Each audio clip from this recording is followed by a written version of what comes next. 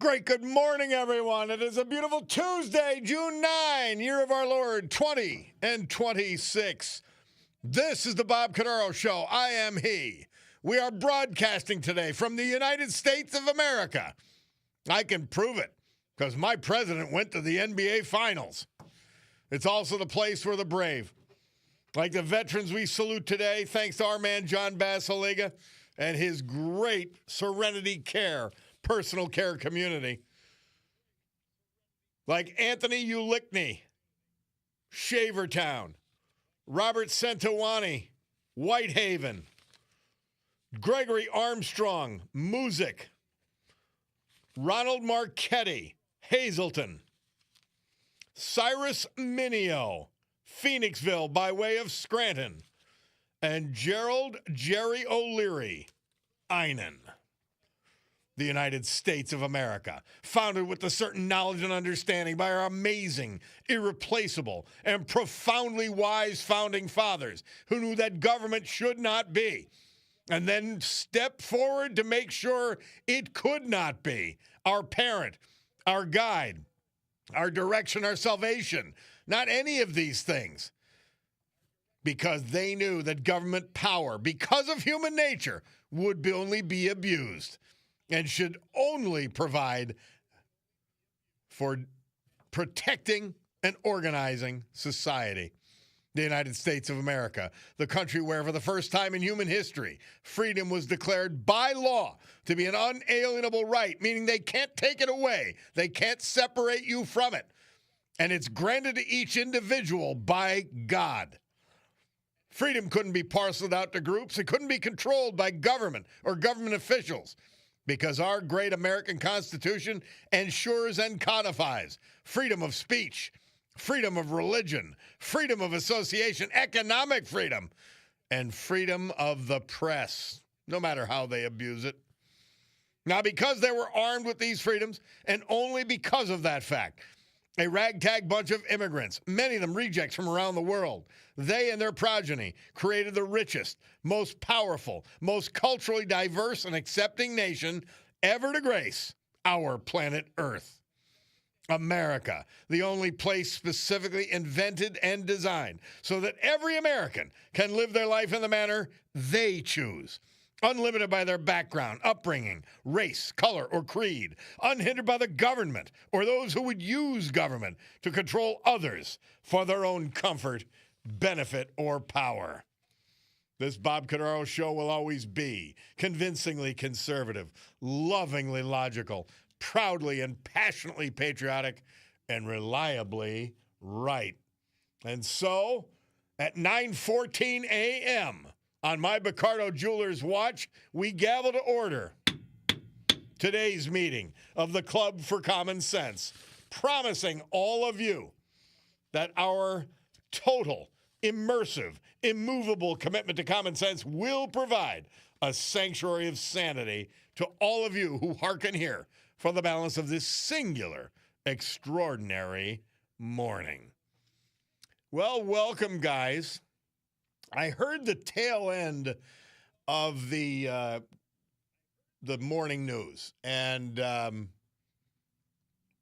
so we're talking about the boomers, and somebody had sent in an opinion that the boomers ruined everything. Now, I couldn't take blame for that because I'm the extreme end of the boomer generation. But I just noted this one text that came in. It said, this boomer grew up with 10 siblings, 2 parents, 3 bedrooms, 1 bath, 1 jalopy, walked to school, worked since I'm 10. No Disneyland, no phone, no computer, worked hard for everything I have. Well, you are a real American. God, that story is, and that's, by the way, that's the way we grew up. People had 10 and 12 kids. Yeah, these big families, and everybody survived somehow on the one income, generally speaking. How is that possible? They owned homes, and that's right, they worked hard.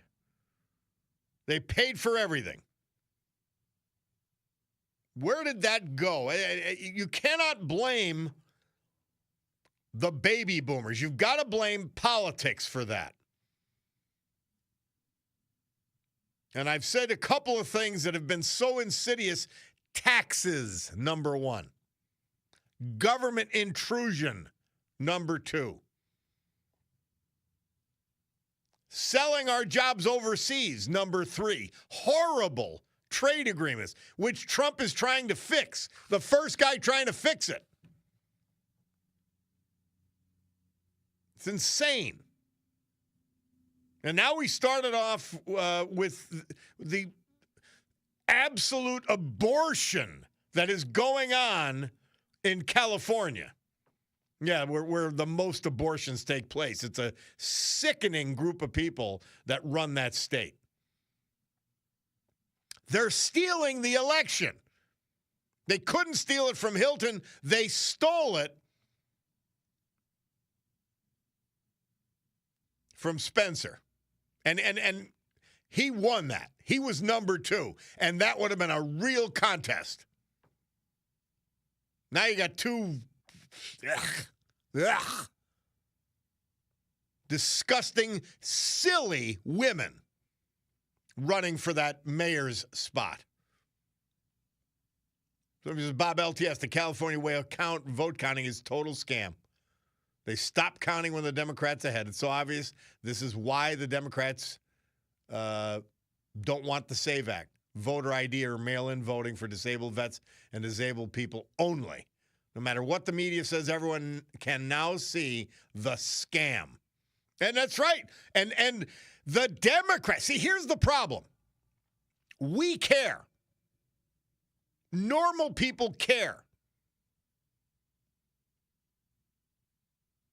But the infestation and degradation of the Democrat Party, listen to the leadership talking about the Southern Poverty Leadership Council, who's on the griddle today on Capitol Hill. Oh, they're just Republicans after. You're not offended that the Southern Poverty Leadership Council paid and bought robes for Ku Klux Klan people. They paid to gather white supremacists. They had a hard time finding them, but they found them. 20 of them. But they don't care. They don't care if voting is a lie. They'll just tell you you're a fascist. California sends ballots out to every household, and by the way, whoever lived there. So you receive multiple ballots. You could be dead. You could be anything. And the Democrats don't care is the problem. It's a sickening disgrace. The elections are stolen every election. That's why the state is a disaster. Not just because it's Democrat run, but it's Democrat owned. Oh, sad stuff. All right, we're going to take a break. Bob Cordaro, WILK. I want to remind you, by the way, I got my DPS shirt, my blue DPS shirt on. And DPS, it's the supplement company here, local. Anyway, it's brought to you by our friends at Roach Supply. And Roach Supply is the premier bath and kitchen supplier in Northeast Pennsylvania. They're celebrating 75 years in business, which means they're great at what they do. And that's bath and kitchen. Visit Roach Supply, ROCHE.com today, or stop in Chapman Supply in South Abington Township. I was corrected there. All right, Bob Cordaro, WILK. We'll be back.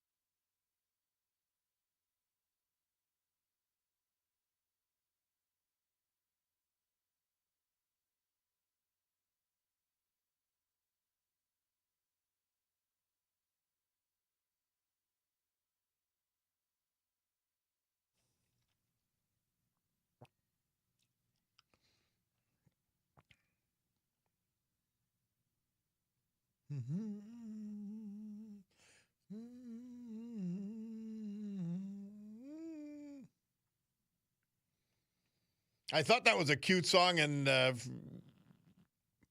it was on Goodfellas, and I went, you'll fall in love with it. This date, 1962, Murph tells us Bobby Vinton debuted with his first single, Roses Are Red.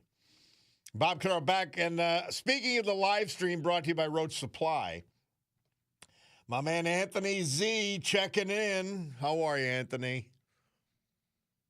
Somebody texts in, Bob, LTS, California could adopt the Florida voting system, but they don't want to because it stops them from cheating. And 99% of all votes are counted by midnight in Florida. Why didn't Gavin Newsom ask Governor Ron DeSantis of Florida to help him revamp his corrupt voting system? Dare not, because Newsom wants fraud to continue everywhere in the state with the same incompetent government leadership. Yep. Somebody texts in, good morning and greetings, Bob ALTS. Back at you. The L.A. mayoral vote is reminiscent of the 1972 Olympic USA-Russia basketball game.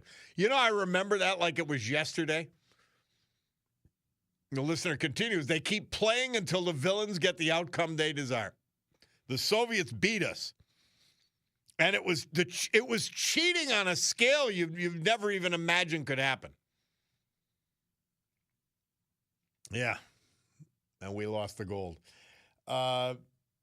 My man Mark the Shark tells me, and apropos of nothing in particular, that a 6.1 magnitude earthquake struck off the coast of Cuba and affected cities throughout Florida, including Tampa. Fascinating. So, yeah, I mean, this is nuts. You see what the left does. I want to mention this to you before I get to Bill in Pittston. Canada. They basically just criminalized the Bible. It's a bill called C9, and it passed the Senate there, removing key religious protections and opening the door for Scripture to be treated as hate speech. Quoting the Bible on marriage, sin, or God's design for sexuality can now lead to prosecution for willful promotion of hatred. I saw this on Instagram. This is a direct attack on Christianity and religious freedom in Canada. And the poster said, brothers and sisters, the time to stand is now. Pray for Canada. Speak the truth boldly. Defend the gospel while we still can. That's exactly what they're doing. It's pure lunacy. It's back to California. And again, it's all the same. It's all of the same piece, the left-wing lunatics that own the Democrat Party, that are their candidates. We have a candidate for Congress, Mayor of Scranton, who's a disaster, left-wing lunatic. DEI is at the center of everything she does. Yeah, let's turn every place into California. Bill from Pittston on this Nick Shirley law, which is insane. Yep, you got that right. It's a bill, AB 2624, and it's basically the Stop Nick Shirley law. And what it does, it allows activists and even people that are misusing public funds to demand removal of any video evidence, suppressing any evidence exposing fraud. I got that from Carl, Demario. He's part of the Assembly in California District 75. It's just crazy. And that's exactly what it's intended to do. And so you never hear a Democrat say, well, we're against publicizing fraud because it undermines the program. Well, no, the fraud undermines the program, not talking about it. It strengthens the program to show it to people, to prosecute people. These people are sick. They're mentally ill. The Democrat Party has been overtaken by mental illness. Look at the Southern Poverty Law Center. They're going to have a hearing on it today. Every Democrat is against that. Why wouldn't you want to expose it? My God. Well, the amazing thing, too, Hakeem Jeffries and Tlaib, what's her name? Rashida Tlaib, they turn the tables on reality. Yeah. They're saying that all these things are hurting illegal aliens and invading their privacy and disrupting their serenity in this country. But the thing is, they changed the whole thing. They're saying white supremacy is the real threat to this country. And the more they go on, they're talking about the Republicans are attacking all these innocent people, and they say it with such conviction, but they're all saying, just like they always do. They get the same memo in the morning and say, "Here's what you do," and they do it. I can't understand how anyone could vote for a Democrat, because the true Democrats like Fetterman, they're trying to get rid of him. He's not a true Democrat. He's a left wing. He's a left wing lunatic. He's voted with them. He's made sense on some basic issues, like this Graham Plattner, the sick. I mean, you want to talk about a person who should be institutionalized? That's Graham Plattner. They want him to be a United States senator, but I don't want to give more credit to Fetterman than he deserves. I'm sorry. He's made some sense on certain issues, and that's it. The rest of the Democratic Party is sick. Yeah, you're right. And what you say about Fetterman is true as well. But, I mean, that's the closest thing you're going to get to a rational Democrat. Well, maybe that's not true, but at the same time. On the national level, yeah. And, we're not talking about voters, normal people. But if you vote Democrat, even as a Democrat, there's something wrong with you. And you better start thinking about what you're doing. And I'm no Republican Party fan. But these people are gone. They're gone, and they're disastrous. Yeah, I'm with you. I'm disgusted with the Republican Party. They have no guts, and they just roll over. Instead of taking the attack to the Democrats, they're always on defense, and it sickens me. I've been trying to push a legislation to teach the Holocaust in Commonwealth schools from K to senior high, and I get a lot of good feedback from some of our Republican representatives. Oh, yeah, we're looking. That's a great idea, but I don't see any movement on it. And I'm wondering, is that a bad idea? Why don't they move on something like that? It would infuriate the squad. It's almost lesser of two evils, but the evil on the Democrat side is so distinct and so imminent. Just for example, think of how they are indoctrinating Democrat voters. Democrats are not excited about Americans' 250th birthday, by and large, because they're listening to scum like Hakeem Jeffrey. It's insane. It's insane. They're not. Obviously, they're not informed voters. What they do, they get on the media and they incite these guys, hitting an emotional appeal, to make the Democrats look like they're victims. And these young kids are looking for something, some notoriety with their orange and green hair, and people that 10 years ago, you'd take one look at them and think, oh, my God, and it's just, they just looking for a cause or something, but they're so horribly misinformed. But even if they had the information, they probably still vote the same way. They ignore it. It's a scary thing. Hey, thank you, Bill. Always a pleasure, my man. We've got to take this break. Bob Cordaro, WILK. Let's hear from our great sponsors. We'll come back with our Veterans Tribute, the weather, and as we always do, more.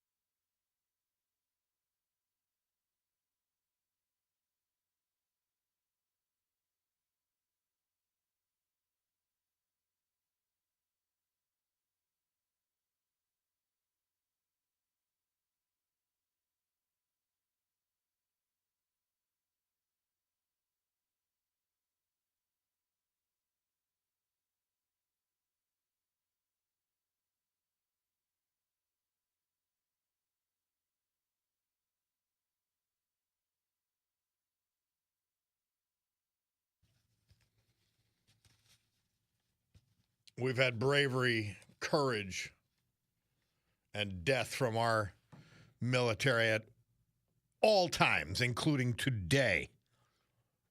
I just wanted to point that out. That's a narrative regarding Mogadishu and that horrible situation way back when.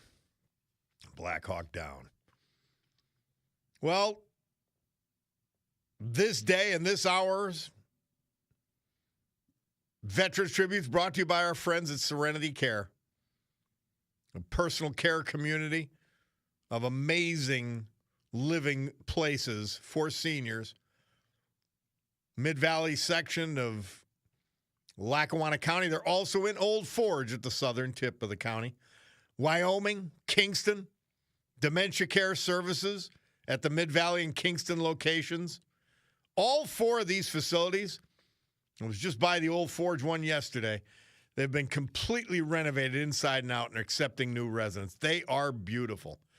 John Basiliga, our man, has a passion for providing the highest quality senior care, and he does it. Serenity Care, senior living at its best, the gold standard. Robert Centowani. He was 88 when we lost him May 30th. He was from Whitehaven. Born in Weatherly, graduate of Weatherly High School. He attended Bloomsburg University and proudly served all of us in the U.S. Army. Together with his beloved wife, the late Mary Lou Holmes Centowani, Robert owned and operated A&A Pro Shop near the Lehigh River for 35 years. Known for his expertise as a fly fisherman, he taught fly fishing, fly tying, guided anglers across the country. He was an avid outdoorsman, obviously, but he especially enjoyed fly fishing on the Delaware River and the waters of Montana. Surviving are his children, their spouses, 3 of them, grandchildren, 8 of them, a granddaughter, numerous nieces and nephews. Robert Centowani. Anthony Ulickney. He was 88 when we lost him May 29th. He was from Shavertown. He passed in the home he shared with his beloved wife and where they raised their 3 loving children. Tony was born in Kingston, grew up in that town, graduating from Edwardsville High School. He then enlisted in the U.S. Air Force. Upon his return, he met the love of his life, Lorraine, and they established their home in Shavertown. He was a welder by trade at Foster Wheeler. Later became a corrections officer at SCI Dallas. He was a man of deep faith and a lifelong active member of St. Teresa's Church in Shavertown. After retiring, he began his day by attending daily mass, morning walk. Preceded in death by his beloved wife, Lorraine Regaconis Ulickney, who passed away in 2019.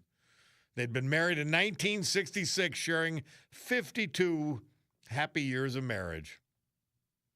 Surviving are his 2 daughters, their spouses, his son, a granddaughter, and a grandson, Anthony Tony Ulickney.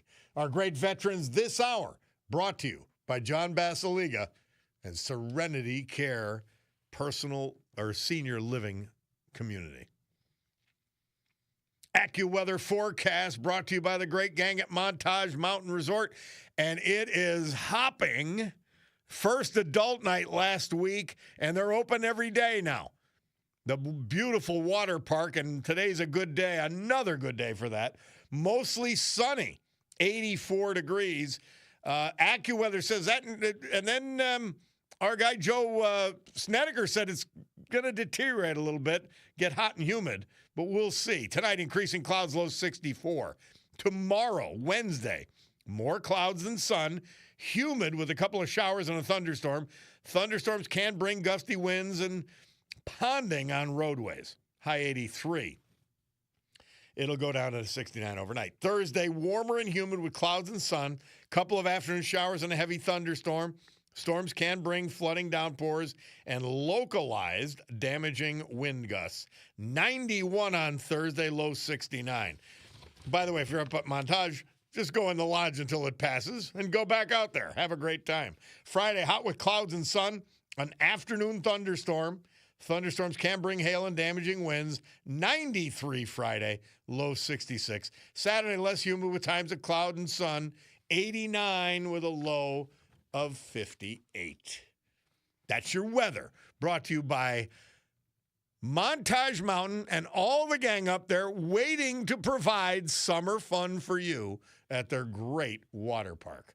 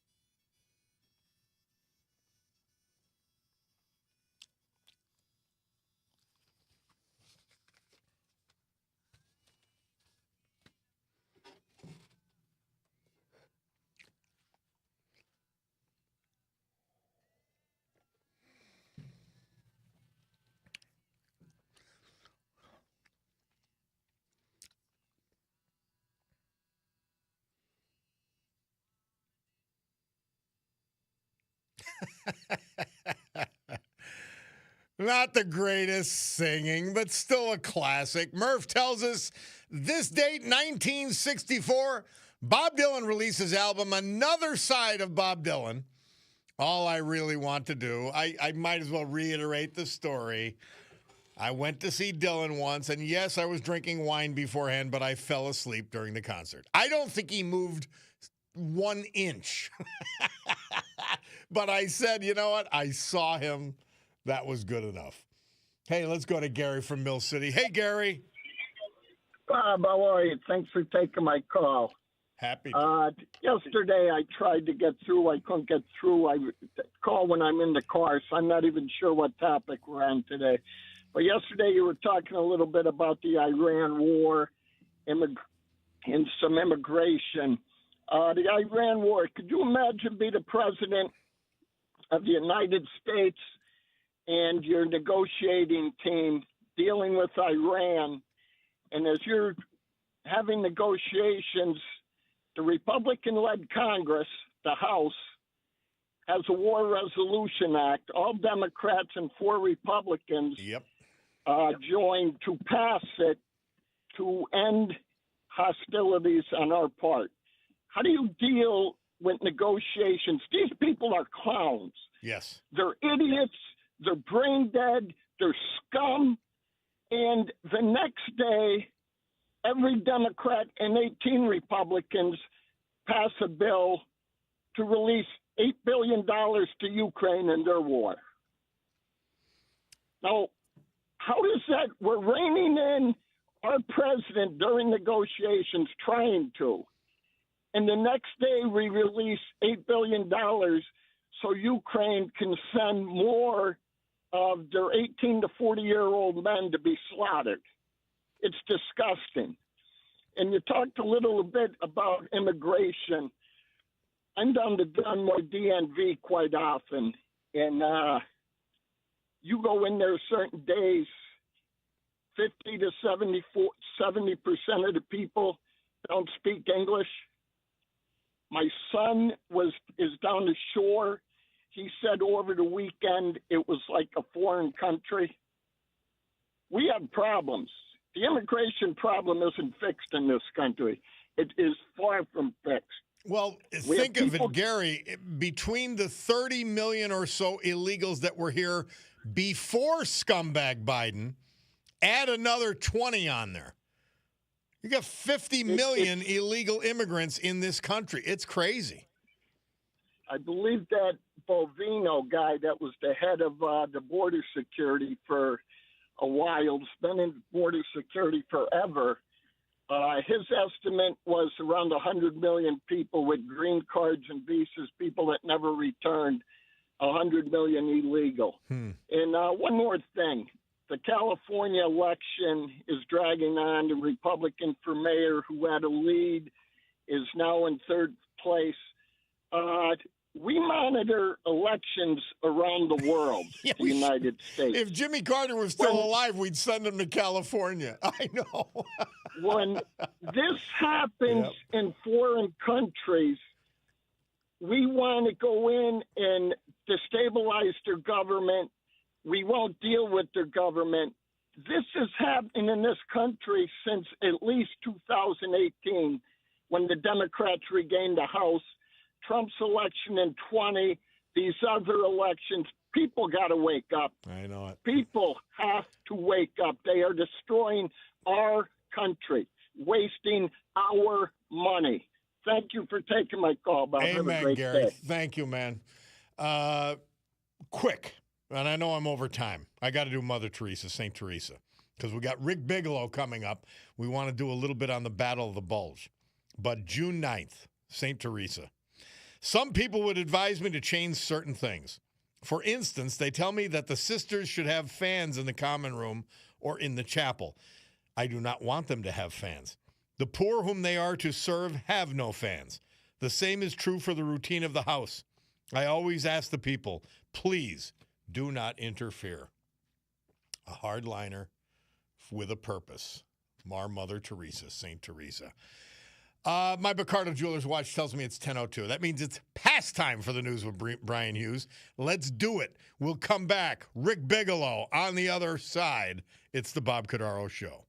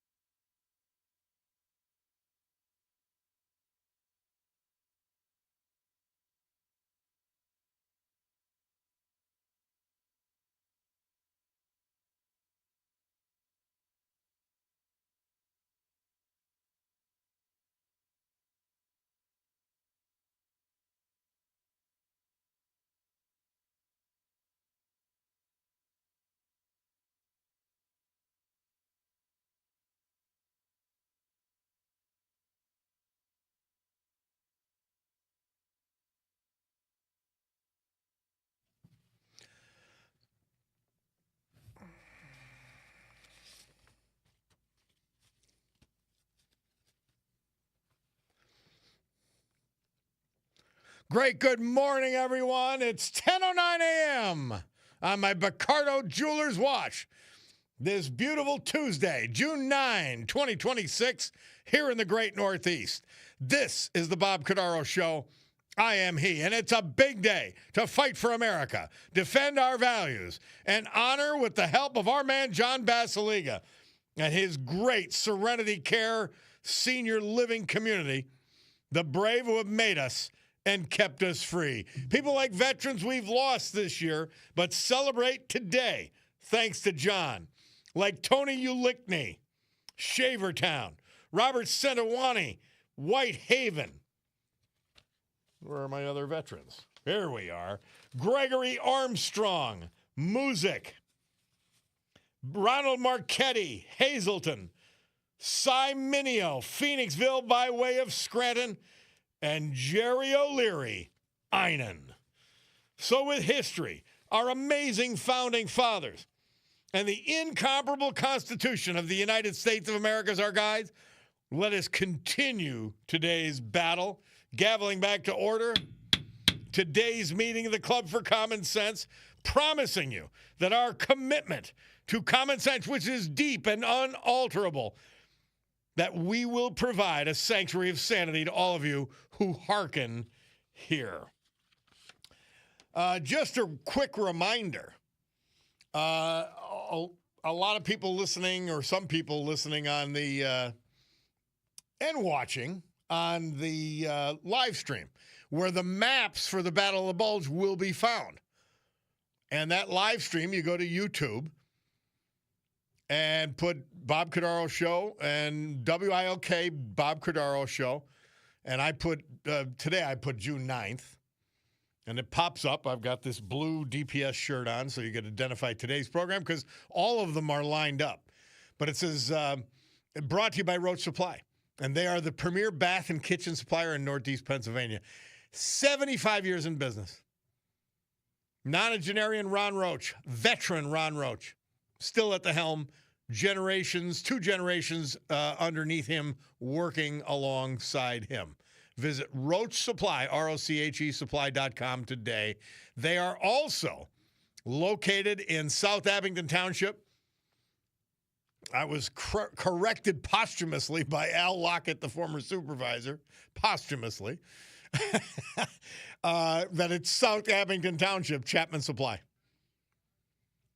By the way, Scrantastic Spectacular.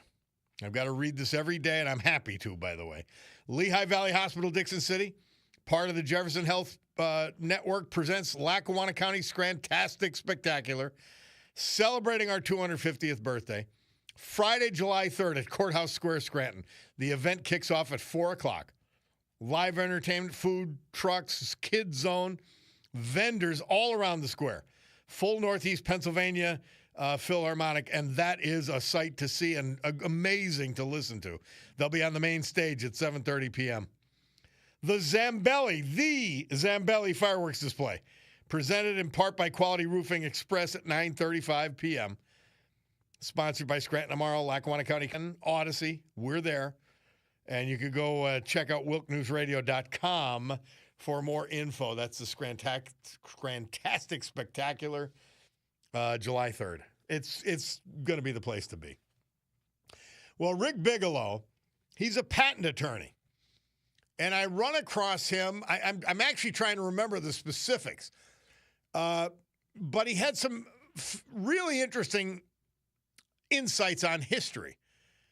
He's a veteran. His father was a veteran. He wanted his father to be honored. He refused himself for his service. And we honor the father and just start talking. And when you realize the depth of this man's knowledge, I'm going, he's a patent attorney. How much more could you know?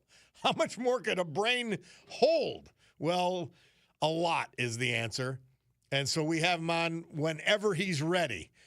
Our man, Rick Bigelow. And Rick felt like we'd covered Market Garden and a bunch of other battles, Aachen, Hurtgen Forest, and they all led almost inevitably to the Battle of the Bulge. So we're going to talk about the Battle of the Bulge today, and here he is, our man, patent attorney extraordinaire, Rick Bigelow. How are you, Rick? Doing fine. Glad to be with you, Bob. All right, fire away, my man. Well, you're right. You know, we talked about the Battle of the Bulge back in, I guess it was December.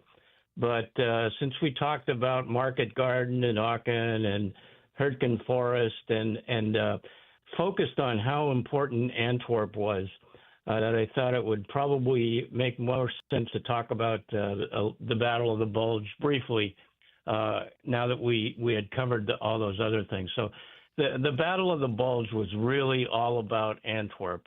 The Allies had taken Antwerp in early September and were in the process of clearing the river that led into Antwerp. And in September of 1944, Hitler devised a plan, and it was a secret plan, and he brought a whole bunch of his generals into his Wolf's Lair in East Prussia. And this was only about a month or so after the Operation Valkyrie, which had been the attempted assassination of Hitler. So he brought all these generals in secret, and each person had to check their weapons and any briefcases they had at the door, and each one had an SS soldier standing behind them. So, one of the generals said I was afraid to reach into my pocket for a pen at that point in time. So it was very secret, and Hitler told everybody there, if word of this leaks out, it's not going to go well for you or for your family. So he devised this plan in secret, and basically what he wanted to do was have another incursion into France through the Ardennes forest, just like he'd done in 1940, and take Antwerp back. Of course, his generals thought he was crazy, but at this point in time, nobody was willing to counter anything he said. So there were several secret meetings with high-ranking officials, and the plan was hatched. And it was amazing that basically they pulled it off, and the Allies didn't know anything about it. And well, Rick Bigelow, what was the plan? I mean, we're told in sort of trite history that he felt that the Allies he could sue for peace better or something to that effect if he shook them up, that he could make a deal. Is that accurate when they say that? Yeah, I think it is. And basically, he figured, and once again, it's all about Antwerp. If he could take Antwerp and stop all the Allied supplies from coming in to Antwerp, that would halt the Allied march into Germany. And, of course, they were at the German border at this point in time, the Allies were, and they would starve them and have their fuel consumption way down. And at that point in time, he also thought that he could probably split the British forces from the American forces. And also at the same time, he was launching his V-1 rockets into London and Antwerp and Brussels. So he was about ready to start launching the V-2 rockets. So he thought that if he could take Antwerp, slow down the logistics pipeline, that the Allies would be willing to sue for peace. There'd be negotiations, and then he could focus on the Eastern Front and the Soviets, who were getting closer and closer to Berlin. And so all of these resources are marshaled, many of which we didn't even think he had. Wouldn't it have been better for him to have attacked along the Eastern Front and bloodied the Soviets' nose? In the main, I think he felt that if he took all his forces and moved them to the Eastern Front, we would just walk into Berlin. Mm-hmm. And so he rolled the dice and figured that going after the Allies in the West, in France, was the way to go. And of course, like I said, all his generals thought he was nuts. So he had to have several things go right for him. So he marshaled all his forces, and he did it very quietly. Of course, he had to move a lot of armored forces and a lot of trucks and everything like that. but he would only move them when there was an artillery barrage, so that the sound of the artillery barrage would mask the sound of the tanks and the trucks and everything like that. So he got them into the very southern part of the Hurtgen Forest, and which was another reason that they're fighting so hard in the Hurtgen Forest, which we didn't really understand. But we figured that this war is going to be over in a little while, but we really underestimated how hard the Germans would fight to maintain their homeland. So it comes down to a period of time in December when he needed 4 days of bad weather, basically cloud cover and rain. And that was because we had basically air superiority at that time. And he needed 4 days when the Allied air would pretty much be grounded. And so he got those towards the middle part of December of 1944. So he launches this campaign on several fronts into France and Belgium, and it's with Panzer units, and especially SS Panzer units. And of course, the Panzer units were tough enough, but the SS Panzer units, they were not only good German soldiers, they were fanatic Nazis. And one of the things he said was to some of his commanders, we really don't have time to take prisoners. And that led to one of the worst massacres of the whole European campaign around Malmedy, where they had captured 100 or so American prisoners, and they killed them. They just shot them. And we had very thin resources up around where they came through the Battle of the Bulge. And one of the divisions up there was the 28th Division, which had just been hammered at the Hurtgen Forest, and they sent it down to the Ardennes Forest because that was kind of a quiet area.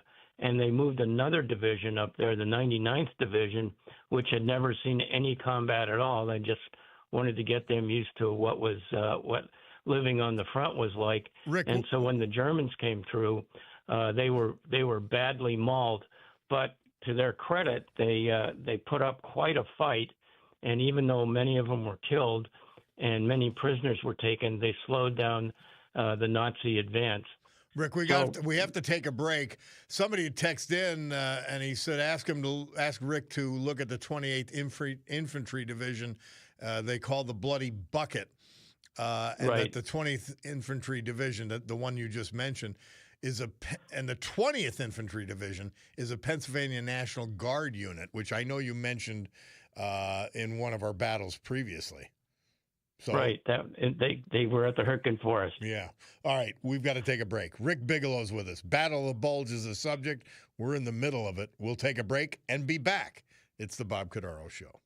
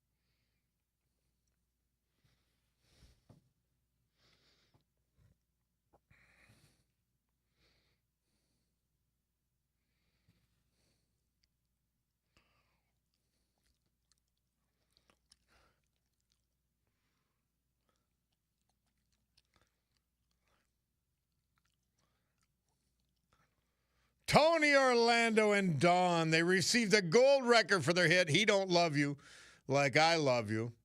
Bob Cordaro on the eponymous program, and we're in the middle of things here with Rick Bigelow. We've gone really in depth in the past with the, and we do so every December for the Battle of the Bulge. But we thought, and Rick thought it would make sense to talk about it again today in light of the other battles that we featured earlier this year. Rick, continue, my man. Well, we had a question about the 28th Division. That was the Pennsylvania National Guard, and it had been federalized in 1940 or 41, I forget which. And they got into Normandy in July of 1944 and immediately got into the battle for Normandy. And then they were one of the American units that were in the big victory parade in France, and right after that parade, they went right into the front at the Hurtgen Forest, got beat up badly at the Hurtgen Forest, and were sent down to the Ardennes because that was a quiet area. Dear Lord, yeah. And then they suffered along with the 99th Division, and there was one other division, I don't remember which one, just got hammered by the initial panzer attacks going through the Ardennes Forest. And interestingly enough, the guy who was the commanding general of the 28th at this time was Brigadier General Major General Norm Cota, who was the guy who is credited with basically saving the Omaha beachhead on D-Day. He's portrayed by Robert Mitchum in the movie The Longest Day. So he had quite the career. And the 28th Division actually, after a couple weeks, was relieved and sent for R&R. But they got back into the battle when we crossed the Rhine and got into Germany. So someday we'll have to talk in more detail about everything they did. But in the space of 6 months, they really experienced a lot. And most of the guys were from Pennsylvania, with some Maryland and Ohio, New York, and New Jersey, and so on and so forth. So anyway, if we want to pick up with the battle again, Hitler was intent on taking Antwerp. They had to cross the Meuse River within 4 days, but the efforts of the 28th and the 99th Division held them up. And that was key because as soon as the generals realized that this was a major attack, and it took them a couple days to realize that because most of the communications were cut almost immediately. And this was a situation where the Germans under Major Otto Skorzeny, who had basically liberated Mussolini from his mountain encampment in Italy, had a group of special operators who had captured American vehicles and captured American uniforms, and many of the special soldiers from the Germans spoke English, and they were the ones who got in and changed road signs and sent, they had MP badges on, military police badges, and they sent troops down the wrong road and so on and so forth. So there was a lot of confusion there. And so it took several days till they understood that this was a major invasion. And once they started that, the American generals sent a lot of divisions in to bolster the Americans, including the 82nd and the 101st, which had been at Reims in R&R after the battles that were part of Market Garden. So they sent the 101st into Bastogne. They sent the 82nd up north of that in an area known as the Elsinore Ridge. And the Elsinore Ridge is one of the areas where some of the very inexperienced infantry units held off the Germans. The reason you hear about Bastogne so much is that's because where all the news correspondents were. Very few of them went up to Elsinore Ridge or anything like that, and they got a lot of press because of the really the heroic stand of the 101st Airborne at Bastogne. So within about a week, and of course Hitler had to be in Antwerp within a week, but they never really got past the Meuse River, never got anywhere close to Brussels or Antwerp. So the other thing was we needed to fortify Bastogne, which at this point in time was surrounded, and that's when Patton started his move from the south up to the north, and he got there around Christmas Day, and basically, along with some other divisions that have been vectored in, were able to save Bastogne. By about Christmas Day, that's about as far as the Germans got, and then we slowly started pushing back. The Germans never had more than about 400,000 troops. By Christmas Day and shortly thereafter, we had some 700,000 troops, and the bloody process of retaking the area that the Germans had conquered took place. And the other good thing that happened was the weather cleared, and our air forces were able to interdict many of the Germans coming in and gave them serious material and personnel casualties too. So by this point in time, by the 1st of January, the offensive was over. We started pushing them back, and by about the 25th of January of 1945, we were back to where we initially started from. So in the aftermath, Hitler's desperate gamble gained him absolutely nothing, cost the lives of tens of thousands of German soldiers, and basically lost a lot of equipment that could not be replaced for the Germans. Everyone in Germany knew the war was lost. It was just a matter of time until the Soviets and the Allies were going to take Berlin. The casualties, and of course this was the biggest battle the Americans took part in during all of World War II in Europe.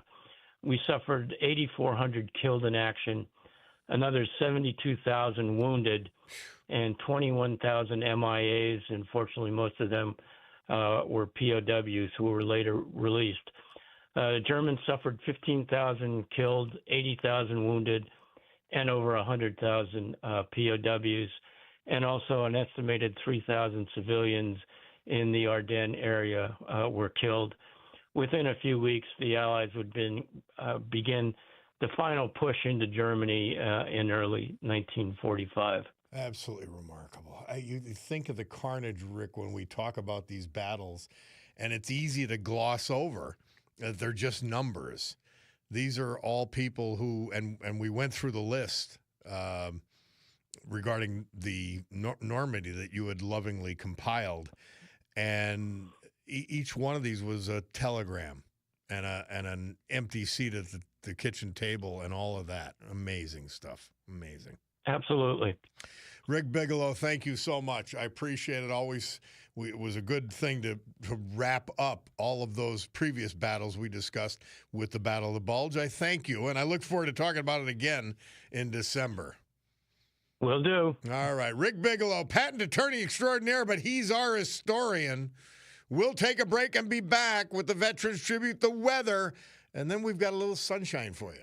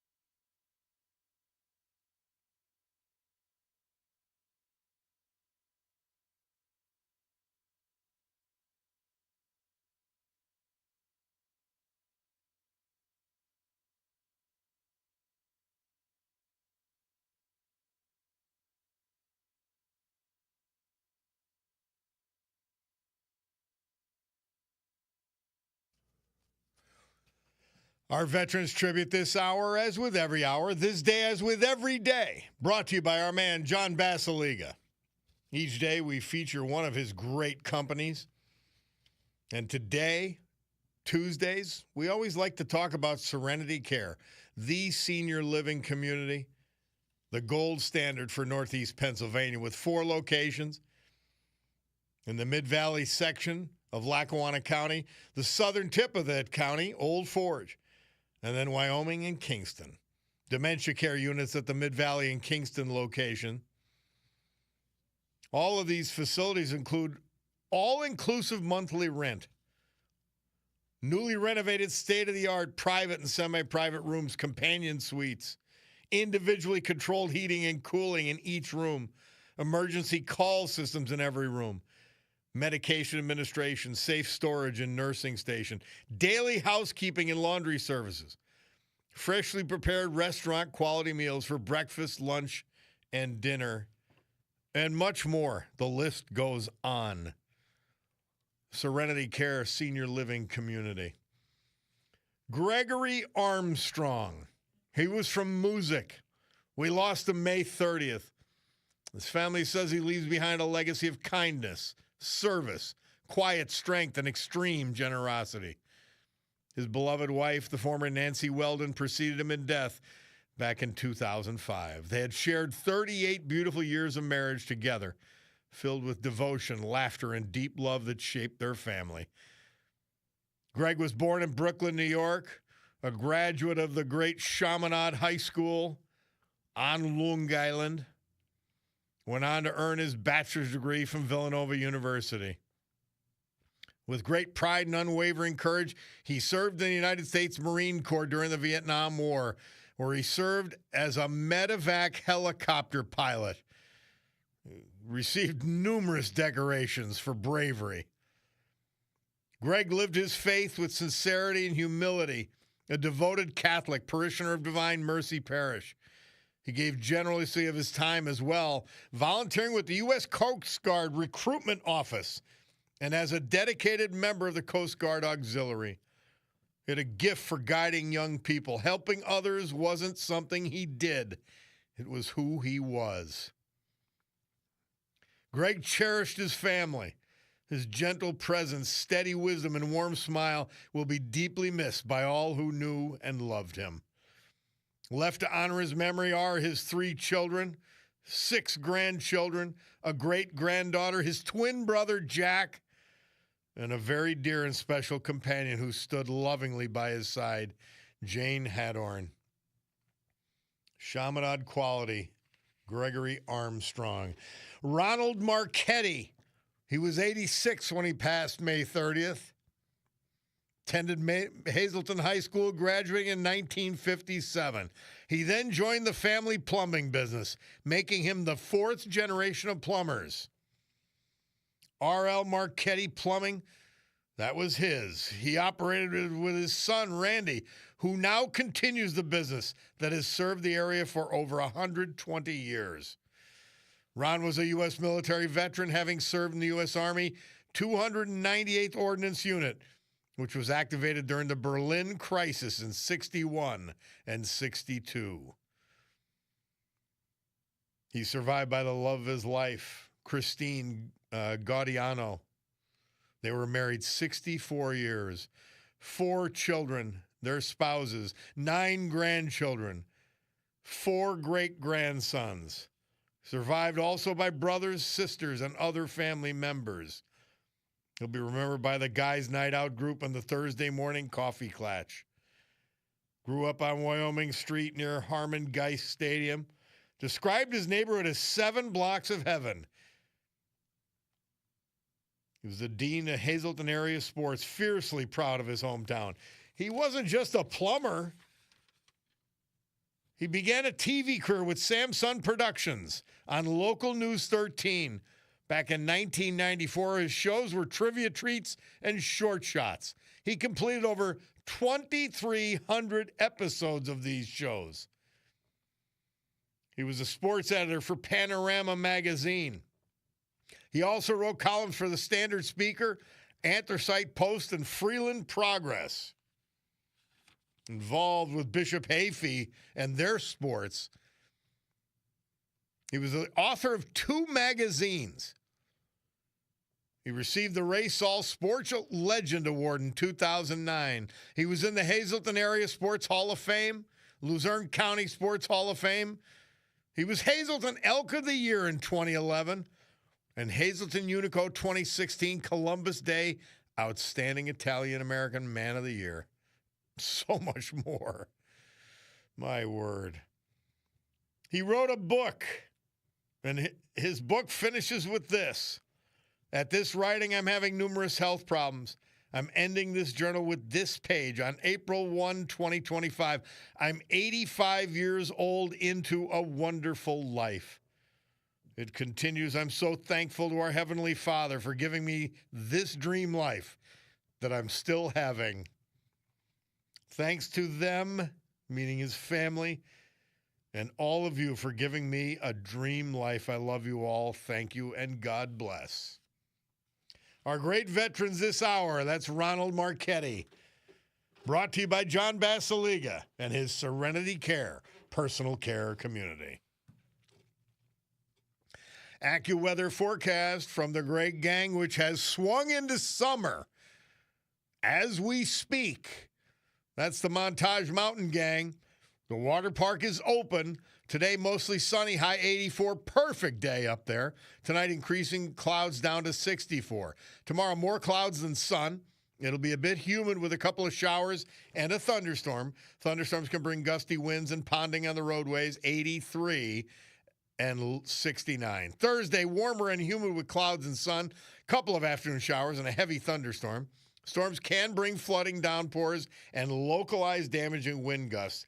91 degrees, 69 for the low. Friday, hot with clouds and sun. Afternoon thunderstorm. Thunderstorms can bring hail and damaging winds. 93 Friday, low 66. Saturday, less humid with times of cloud and sun. High 89, low 58. And that's your WETA, brought to you by the gang at Montage Mountain Resort, the water park, where it's 72 degrees right now.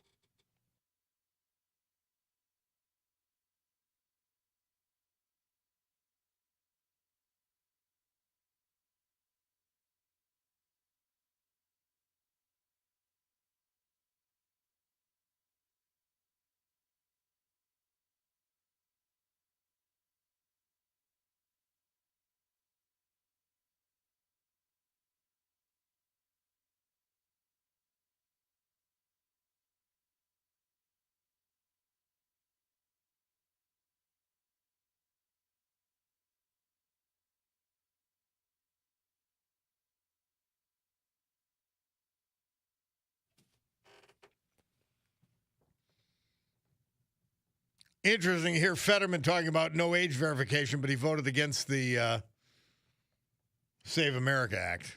Anyway, what I've been telling you.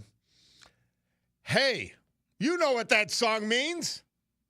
It means Tina Morocco's here. She's the global sales advisor at Sotheby's International Realty, Naples, Florida.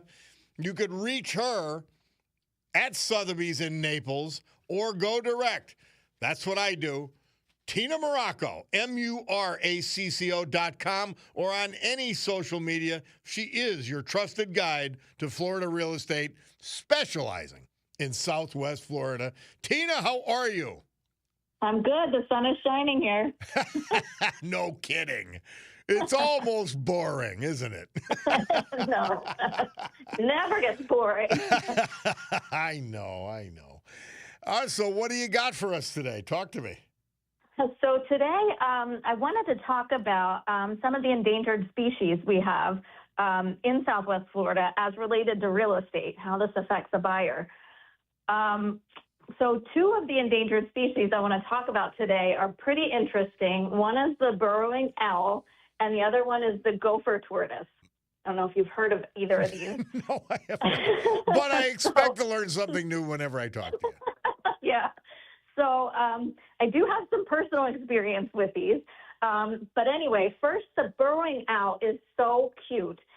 It is tiny. It's smaller than a robin, if you can imagine that. It looks like an owl, has great big yellow eyes. They're found anywhere from Cape Coral, Marco Island, they're in Naples, and they burrow into, they use other animals' nests, and they burrow kind of into the sand to have their babies.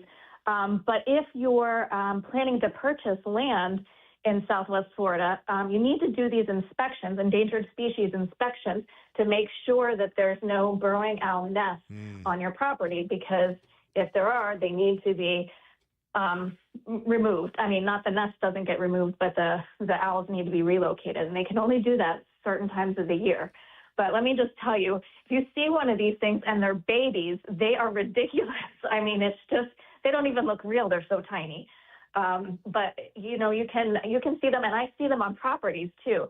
You know, on residential properties when I'm showing homes, especially in Marco Island and Cape Coral, they'll just be still like little statues there, and then you know you can see them on the ground, and sometimes they'll be in the nooks and the crannies of the houses. It's so funny, but that's burrowing owls. The gopher tortoises, the gopher tortoises are interesting, and sometimes the burrowing owls use these gopher tortoise burrows as their homes, but the gopher tortoise burrows can be 10 feet deep and 40 feet long, and they can obviously cross property lines. They wreak havoc everywhere, but these gopher tortoises are protected. Gopher tortoises are they're probably about 15 pounds. They're not huge tortoises like you'd think of like an African tortoise or anything, but they look like them. They eat just bugs and, you know, foliage and everything like that. You'll often see signs for gopher tortoise. They like to go under cars.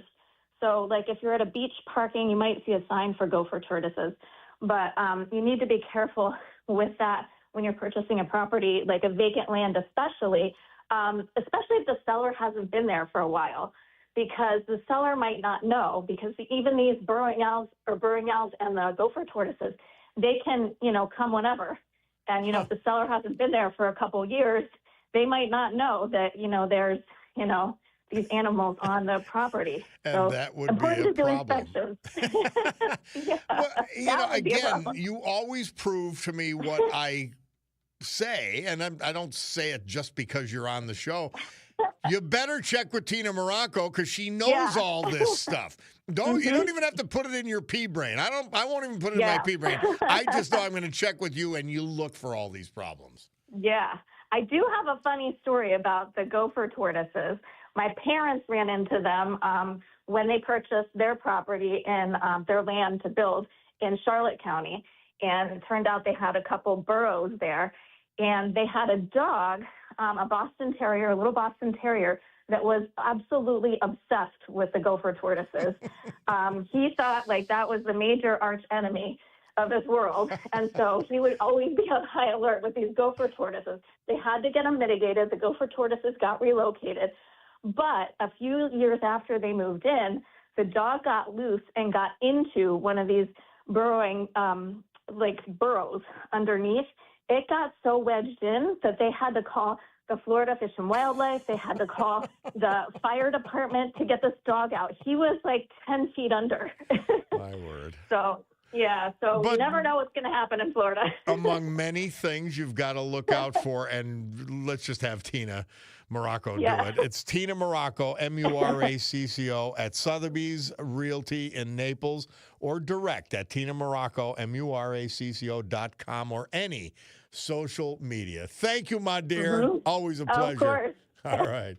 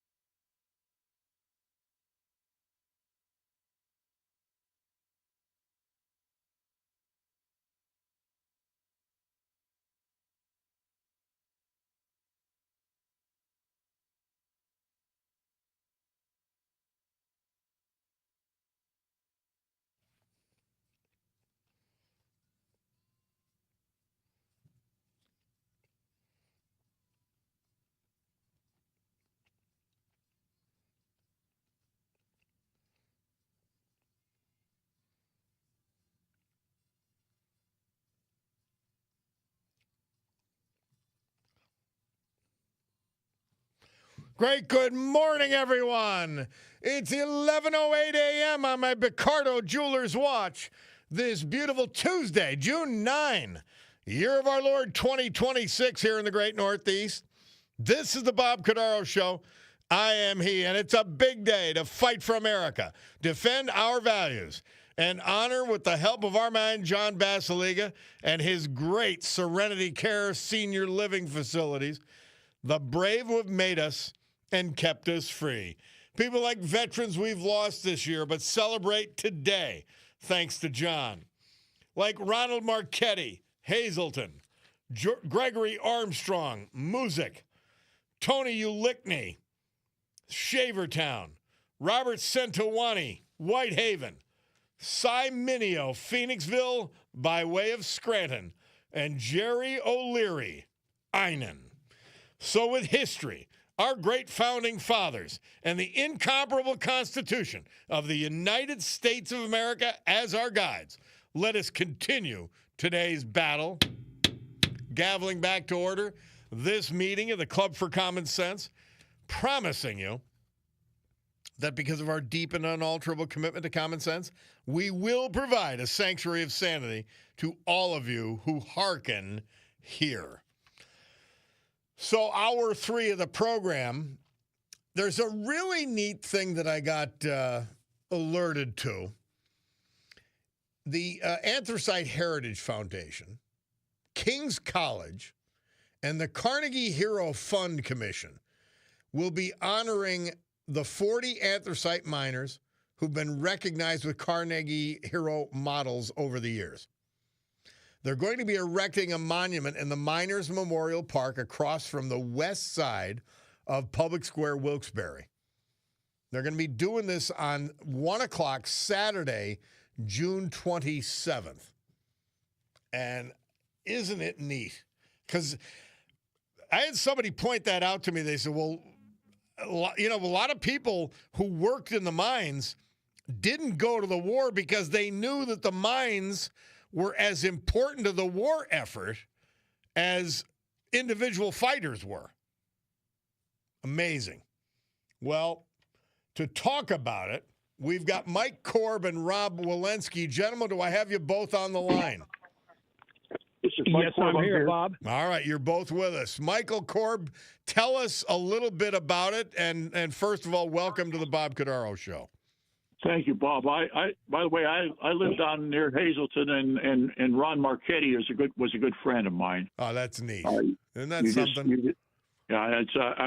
We're glad to hear you talk about it this morning. I was honored to do so, so I'm happy you mentioned that. Yeah, But the Anthracite Heritage Foundation has had a wall of honor in Wilkes-Barre for about a little over 10 years now, and it has a good number of anthracite miners listed in it that have been posted on the wall, and we're going to be putting up a monument for the 40 anthracite miners who have received a Carnegie Medal on like you said on June 27th. It's something that we've been talking about doing for quite a long time, and we finally got around to doing it. How neat. Talk to me about this, Rob Walensky. We almost had you on the air yesterday, but we got you today for sure. Yeah, well, I'm glad to be here. I'm calling in from Wisconsin, where I live, but I'm originally from Sawyerville and Trucksville, and I'm affiliated with King's College too. And King's College is the co-sponsor of this Wall of Honor, in the Miners Park, and now we have a new monument in there dedicated to the 40 Carnegie heroes. Andrew Carnegie, who I think we probably all heard the name, he was a Scottish immigrant in the late 1800s and built a steel empire in and around Pittsburgh in the early 20th century. And he was a billionaire. He was one of the real billionaires of his time. Yeah. And he decided to recognize ordinary people. He came from ordinary people. And so he established the Carnegie Hero Medal for residents of Canada and the United States. And over 10,000 have been awarded since 1905. And of those, many, 40 were from the anthracite region, the 11-county anthracite region of northeastern Pennsylvania, the only place in the United States where you can find anthracite coal, hard coal. Yeah. In this number. We have bituminous in 35 states, but hard coal is only here. And so we erected it in marble. We have the names inscribed to accompany the 1,800 mine workers whose families contributed to put their names on a series of slabs in the Miners Park. I invite everyone to walk over to the square. It's right next to the old Sheraton Hotel, which is now the Dock Alley Center, and walk around the Miners Park. It's very inspiring. It's very solemn. I have and we're never been honoring there, Rob. these local folks. I have never been. I'm embarrassed to say, and I was downtown Wilkes-Barre last Friday. I'm embarrassed to say though, I've never seen the Miners Memorial Park. How great is that? It's kind of out of not real visible, but it's over there right between the Chick-fil-A and the DEP building. Yeah, how neat. Oh, man, that is great. Grandfather was a coal miner, and, something I always honored in my life. So what brought this about, though, that you just decided it was time to do something? Well, yeah, it's been something. The Carnegie Fund was actually started because of a coal mine accident over in western Pennsylvania, in the Pittsburgh area. And the first two medals were to a mining engineer and a miner that lost their lives in that accident. So, and for either one of you, Mike or Rob, what were the original 40 placed on there for? Just for being miners? I'd love that. they were miners, but these people were all tried to either save somebody's lives or tried to save somebody's life. Okay. In the mines. Neat. And there are lots of heroes in the anthracite mines that have not been honored, but these 40 were selected, were nominated to the Carnegie Fund and were awarded the medal. Well, every time that we play Big John in our music history, I play the whole song because you bet that explains a lot, you know. But no, these guys risked their lives, or sometimes lost their lives in these rescues. So it is just great to know that we have obviously Andrew Carnegie with his Hero Fund Commission, but the Anthracite Heritage Foundation still plugging away and remembering our mining past. Yeah, well, our mining past and our mining present also. Mm-hmm. I'm a mining engineer. I'm just recently retired. I'm 82, but I just recently retired, and I worked in the mines. Man. And there's still mining going on, Bob. You know that. Yeah. Mike, you were going to say something?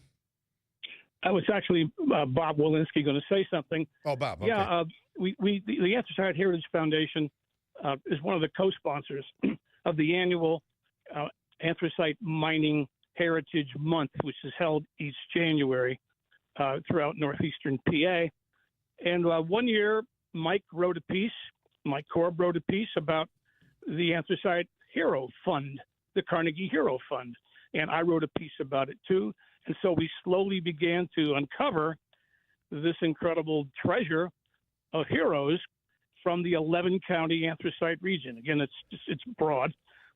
And so we kept working at it, and we called Carnegie.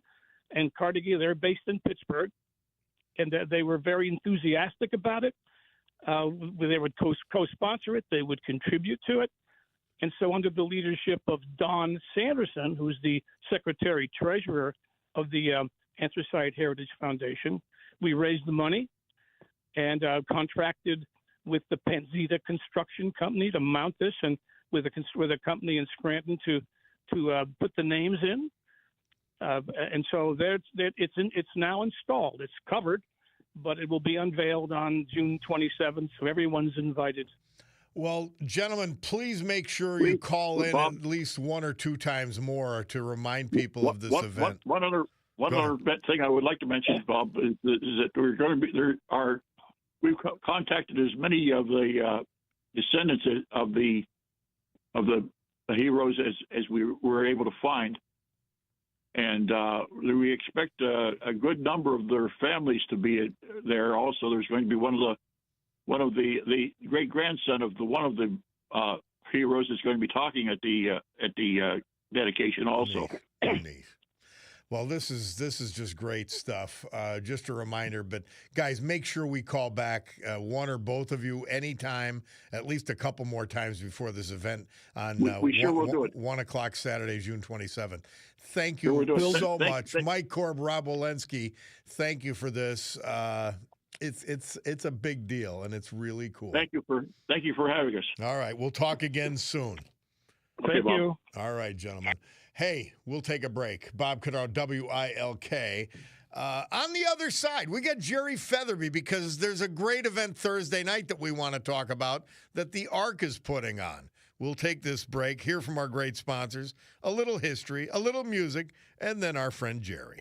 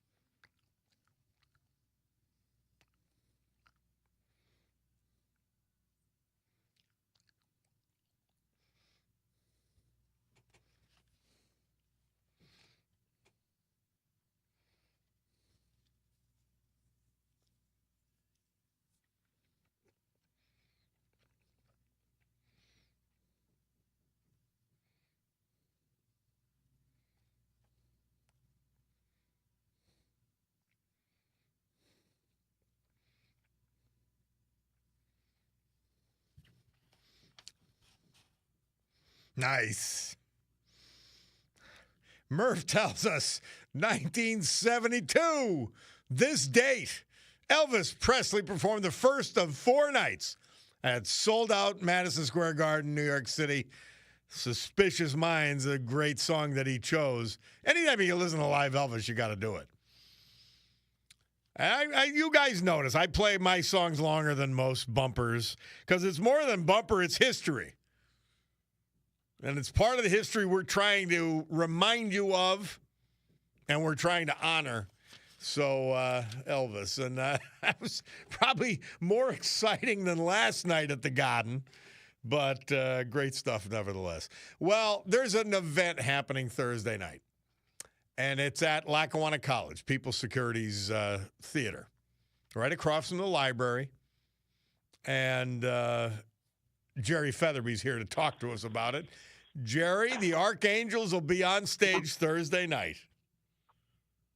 Hi. Hi. Talk to me about it. How are you, Bob? Thanks. I'm doing great.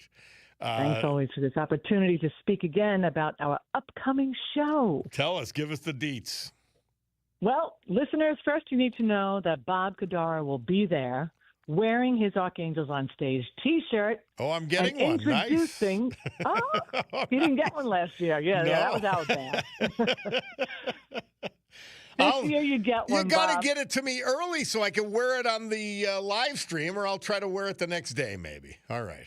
Oh, no. I'll have to work at getting it to you early. Okay. Yeah, we'll talk about that.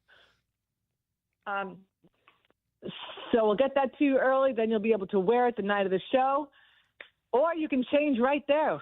Okay. Either way is good by All me. right. Yep. Talk to me. And Tell us our the show- details about this Thanks. show. It's great. Thursday night, June 11th, red carpet walk where Bob introduces the Archangel stars, and then our show starts at 7 o'clock. It's about 45 minutes long, and it is a theatrical experience. We have over 35 adults with intellectual and physical disabilities performing The Little Mermaid. It is, and I'm telling you, it is beyond special. All right, so tell me, how are the young people in terms of their preparations? Do they get nervous? Are they nervous No. about going on stage? You know why they're not nervous? Because there are no expectations. Yeah. And so they just perform from their heart. They just have the best time in the world. Their smiles, their joy. It's just so evident. And we have the theater buddies. We have about 12 theater buddies from Dunmore High School, North Pocono, graduates of North Pocono High School. And they support and they help the stars with their lines. So they might give them 1 or 2 words to say beforehand, and they repeat. And then sometimes we get a fabulous spontaneous thought, and it brings the house down. So it's 7 o'clock Thursday, People's Security Theater at Lackawanna College. So the red carpet is at what time? 6:30? 6:30 red carpet walk. And we have a beautiful documentary that was created by Jaden Kosick, and a former student of North Pocono. And she created this PowerPoint, so it'll have the documentary on it, and it will have pictures from years back. Neat. So the audience will be able to enjoy that while they're waiting. And we have raffle baskets because it's free. So we appreciate any support that people want to give so this program can continue. So some of the most beautiful entertainment you're going to see, and it's free. Yeah. We'll have you in tears, listeners. We had a big in crowd tears. last year. Hoping for bigger because I'm not only going to be there, but Doc is going to be there from Froggy, and Yes, so he is. and He's gonna help Alyssa's you going to along. be there from KRZ. You know. No, Alyssa can't make it. She does have another commitment. Okay. But Froggy, Doc did say yes, he'll be there. Well, that's great stuff. Thursday night, 6:30, the red carpet, 7 o'clock it starts, and they won't keep you long. See, as we get older, I don't know if you notice this, I get attention deficit disorder, and I'm like, it was perfect length. It was beautiful. It was emotional. It was the best show I saw last year. That's intentional. We keep it to that length intentionally because we know that we are dealing with an audience of ADD. Yeah. Myself included. Well, Jerry Featherby, thank you so much. Archangels on Stage, People's Security Theater at Lackawanna College, Thursday night, 6:30 starts, 7 o'clock the show. We appreciate you guys doing this and all the hard work that's not done yet because you got to get ready for the show, right? Yeah. Thanks, Bob. Absolutely. Thank you so much. God Thank bless. you, and I'll see you Thursday. See you Thursday. All right. Hey, we got to take a break. Bob Cordaro, WILK. We're going to come back with our Veterans Tribute, the weather, and there's still time for call or to text 570-883-0098. It's the Bob Cordaro Show.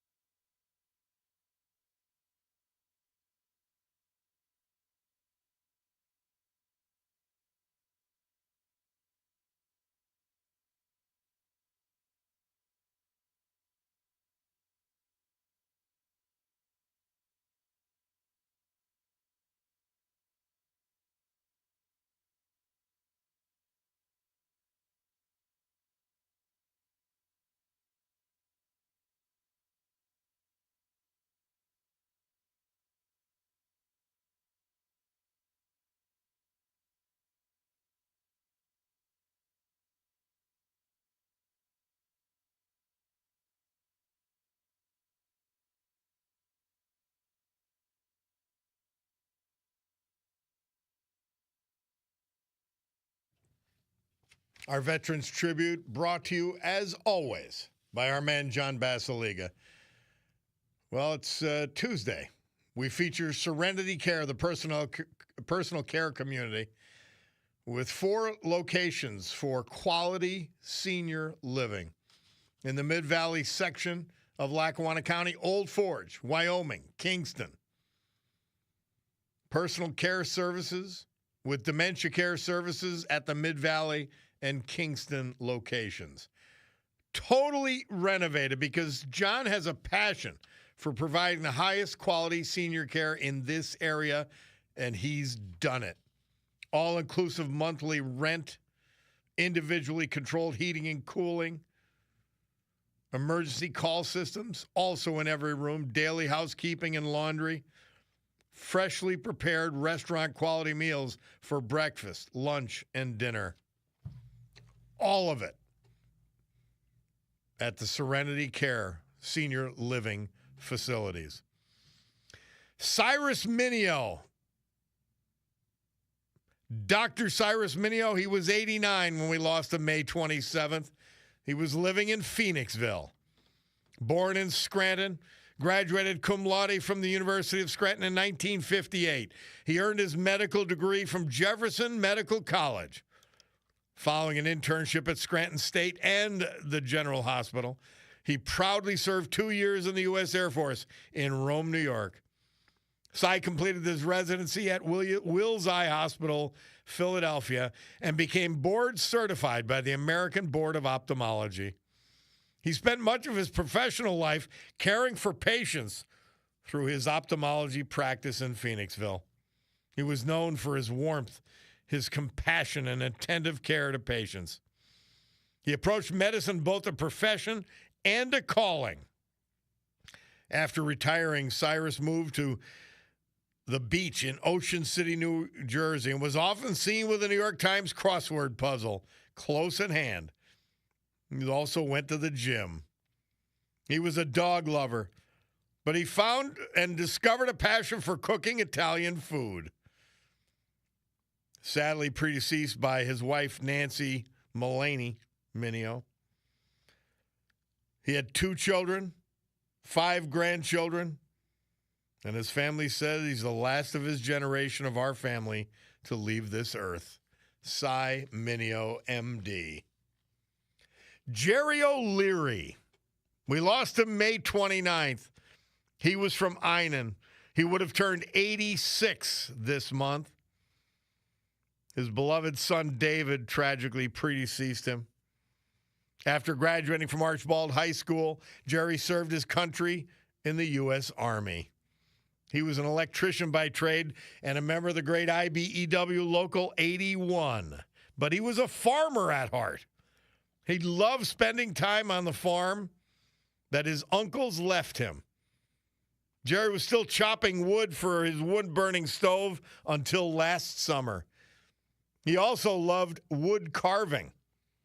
This upcoming summer will not be the same without Jerry's veggies, and the house will not be the same without his singing. Jerry leaves behind the love of his life, his wife of 56 years, Helen Valtos O'Leary, his daughter-in-law, his granddaughter. His family also wanted to give a special nod to his morning coffee crew at Dunkin' Donuts and his friends at the Einan American Legion. Jerry O'Leary, our great veterans this hour, brought to you by our man John Basiliga and the Serenity Care Personal Care Community, the gold standard of senior care in Northeast Pennsylvania. AccuWeather forecast brought to you by the Great Gang, which is going to make your summer better with that beautiful water park and all the other activities at Montage. Today, mostly sunny, high 84, perfect for Montage. Tonight, increasing clouds, low 64. Tomorrow, more clouds than sun. Humid with a couple of showers and a thunderstorm. Thunderstorms can bring gusty winds and ponding on the roadways. High 83, low 69. Thursday, warmer and humid with clouds and sun, couple of afternoon showers, and maybe a heavy thunderstorm. Storms can bring flooding, downpours, and localized damaging wind gusts. 91 on Thursday, low 69. Friday, 93. Hot with clouds and sun, an afternoon thunderstorm. These thunderstorms can bring hail and damaging winds. The hot weather doesn't come alone. Low 66. Saturday, pretty perfect. Less humid with times of clouds and sun. High 89, low 58. And that's your weather, brought to you by the Great Gang and the water park at Montage Mountain, where it's 75 degrees as I speak.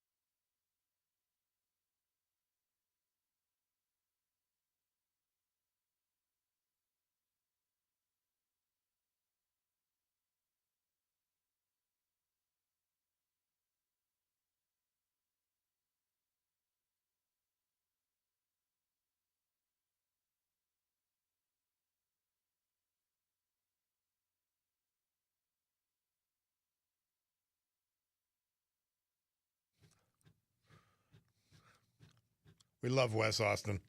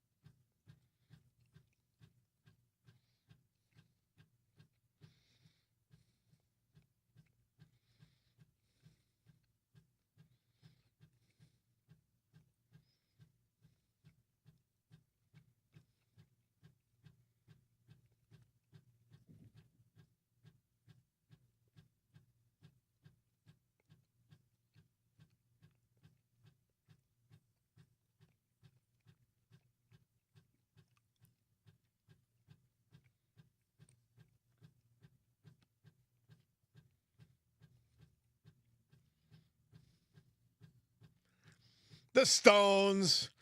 Murph tells us this date, 1978, they released their hit album, Some Girls. It was their 14th album, and they're all 90 and still doing it. Amazing. And by the way, Mr. Paul, our executive producer, pointed out, I forgot the year when Tony Orlando and Dawn received their gold record for He Don't Love You. And that was 1975. So there you go. This date, obviously. Murph is always on the date, always on the point. Right now, lawmakers are talking to a civil rights group, SPLC. Somebody corrected me earlier. I must have called it something else. And,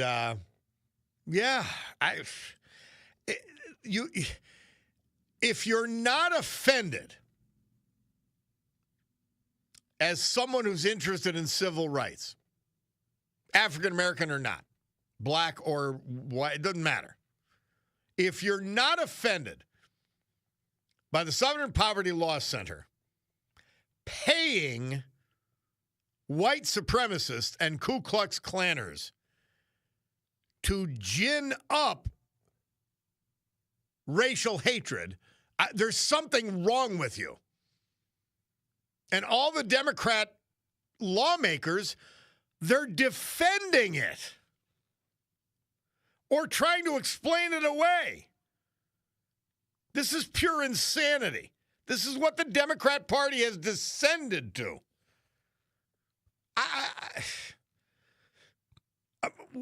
Can't you condemn something that's wrong?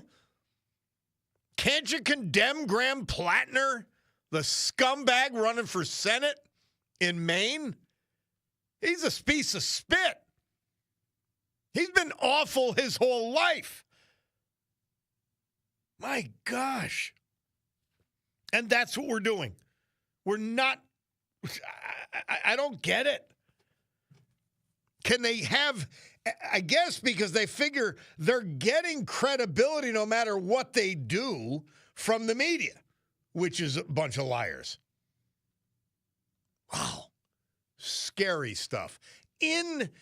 When you defend the indefensible, you no longer have credibility with anybody normal or anybody that's actually using their brain. Crazy stuff. Mark Mayer says, my brain's been battered, splattered all over Manhattan. I guess that's the Democrat problem right now. All right. We'll hear from our sponsors. We'll come back. Bob Cordaro Show. We roll on. We continue to roll after this.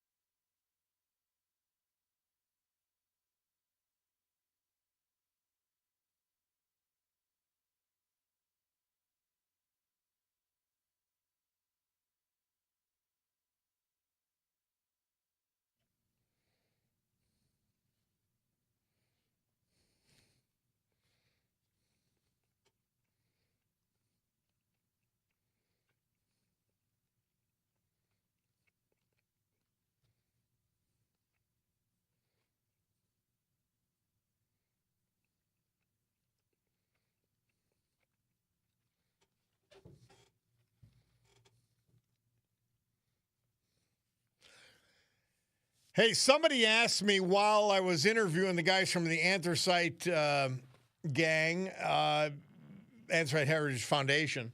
And by the way, they got a Facebook page running daily bios on people to be honored. They said, can you ask them if there's anything with names of miners killed in our area? My grandfather was killed in the mines in Wilkes-Barre, says Jim from Hazleton. Well, Jim, here are they. They are. I looked them up. Miners Memorial in Wilkes-Barre, and that's the one we're talking about with the gang from the Anthracite Heritage Foundation. That's open-air memorial, 5 large granite pillars on a wall and a wall of honor that bears the bronze names of regional miners killed on the job. Then there's the Pennsylvania Anthracite Miners Memorial in Shenandoah. Then there's a tribute to anthracite coal miners in Scranton located at McDade Park. Then there's the Knox Mine Disaster Memorial in Jenkins Township.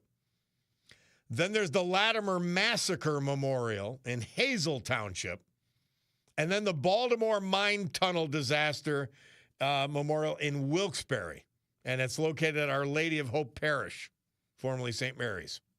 92 miners killed in a catastrophic underground explosion in June. So, again, Miners Memorial, Wilkes-Barre, the one we're talking about. Pennsylvania Anthracite Miners Memorial, Shenandoah. Tribute to anthracite coal miners in Scranton at the McDade Park. Knox Mine Disaster Memorial, Jenkins Township. Latimer Massacre Memorial in Hazel Township. And the Baltimore Mine Tunnel Disaster at the former St. Mary's, which is now Our Lady of Hope Parish. Isn't that great? Hopefully you'll find your relative, your grandfather there, because that's big stuff. Yeah. There's words, lives of quiet desperation, and I don't think most of them thought of themselves that way at all. I think they said, we're getting the job done for our families, and I'm just going to bear down, and I'm going to get it done. But they didn't get praise. They didn't get anything, and they didn't get treated very well. So God bless our miners. By the way, the live stream, as always, brought to you by our gang at Roach Supply, ROCCHE, and they are the premier bath and kitchen supplier in Northeast Pennsylvania. 75 years in business. Nonagenarian, Ron Roach. He's also a veteran. He's at the helm. 2 generations beneath him. Visit Roach Supply, ROCHE.com today. Or visit their, if you're closer than Honesdale, visit their company store, Chapman Supply, in South Abington Township. Somebody texts in, Bob LTS, did you happen to catch any of the videos after the game last night in New York City? Oh, my God. People running their communities with ruining their communities with no repercussions, says Slick. They elected Mamdani. How good of a place could New York City be? I mean that. How good of a place could New York City be if they elect a communist scumbag to be mayor? Who you elect says something about you. Believe me, it does. Yeah. They're complaining that they couldn't have the watch party at Madison Square Garden, so they had it up at Bryant Park, a few blocks away, and they turned into riots, naturally. Unreal. Yeah.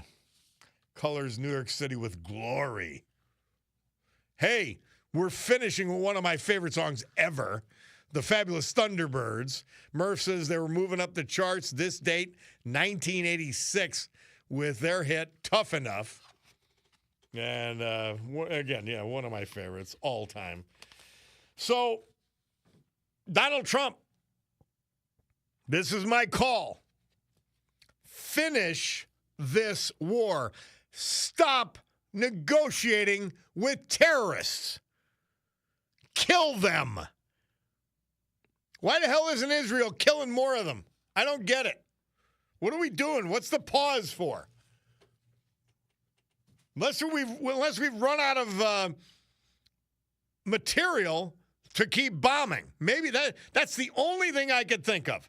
This pause has gotten us nothing. Keep the blockade. Do whatever you have to open the strait. Kill who you have to open the Strait of Hormuz. Send troops on the ground. Capture the strait. Protect it. Make sure it's open. Keep the blockade going.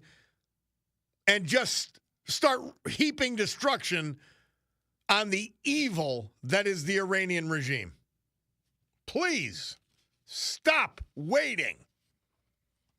All right. My Picardo Jewelers watch tells me it's coming up on noon, which means the Sue Henry show's next. Rob O'Donnell after that. God willing, I'll be with you tomorrow morning at 9 o'clock. But for now, I must gavel to a close today's meeting of the Club for Common Sense. Tell you adios and have a great afternoon.